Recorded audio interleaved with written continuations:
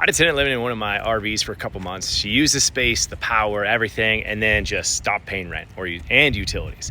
Not because she was broke or lost a job, but because she wanted to save money and move.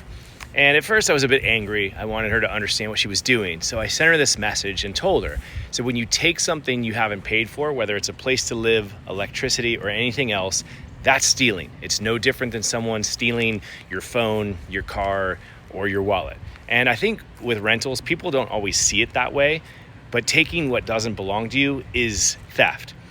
And so what later hit me though, when I was thinking about this, was what if she ended up in my park at my facility just for these few months so she could face that truth? What if God placed her here, not to bless me with an easy tenant, but to confront her with something she needed to see? And what if it was also a test for me?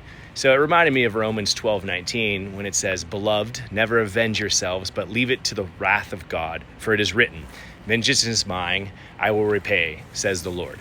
And what if it was also to teach me to keep doing good? Because in Matthew 25:40, it says, "Truly I say to you, as you did it to one of the least of these, my brothers, you did it to me."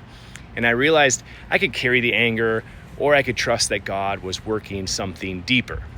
So maybe this entire situation wasn't about the money. Maybe it was about planting the seed of truth in her life, and maybe it was about growing patience and grace in me. And I don't know if she'll ever pay me back, but I do know this: God sees, God knows, and He's working in ways we may never understand.